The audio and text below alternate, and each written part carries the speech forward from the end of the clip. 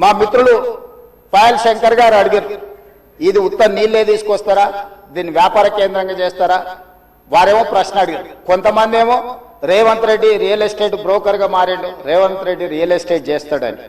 అధ్యక్ష, real estate ఒక ఇండస్ట్రీని ప్రమోట్ చేసి ఇండస్ట్రీకి అవసరమైన వసతులు కల్పించడం అనేది ప్రభుత్వం యొక్క బాధ్యత.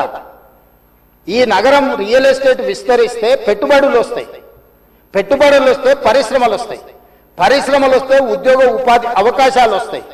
ఈ రోజు ఎకానమీని మనం పెంచుకోవాలంటే, ఆర్థిక వ్యవస్థ బలోపేతం కావాలంటే, ఆ రోజు కూడా ఇట్లనే మాట్లాడిన డాక్టర్ వైఎస్ రాజశేఖర రెడ్డి గారు, అంతకంటే ముందు నేదురుమల్లి జనార్దన్ రెడ్డి గారు హైటెక్ సిటీకి మొట్టమొదటిసారి ఫౌండేషన్ స్టోన్ వేసినప్పుడు పి జనార్దన్ రెడ్డి గారు పట్టుబట్టి మొట్టమొదట ఫౌండేషన్ స్టోన్ హైటెక్ సిటీకి పడ్డది. పి జనార్దన్ రెడ్డి గారు ఎమ్మెల్యేగా ఉన్నప్పుడు, నేదురుమల్లి జనార్దన్ రెడ్డి ముఖ్యమంత్రి ఉన్నప్పుడు పివి నరసింహారావు గారు వచ్చి మొదట హైటెక్ సిటీకి శిలాఫలకం వేసింది వాళ్ళు.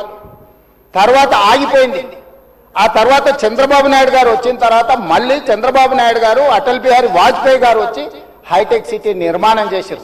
ఆ రోజు కూడా ఇదే ఆరోపణలు చేశారు. అధ్యక్ష, ప్రభుత్వం రియల్ ఎస్టేట్ వ్యాపారం చేస్తుందా? ప్రభుత్వానికి ఏం పని ఉంది అని.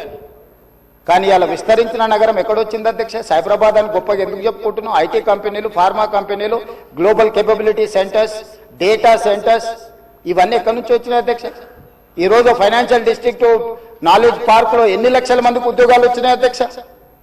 ఈ రోజు విస్తరించే నగరం అర్బనైజేషన్ అవుతుంది అధ్యక్ష. పట్టణ ప్రాంతాలు పెరుగుతున్నాయి, పట్టణీకరణ జరుగుతుంది.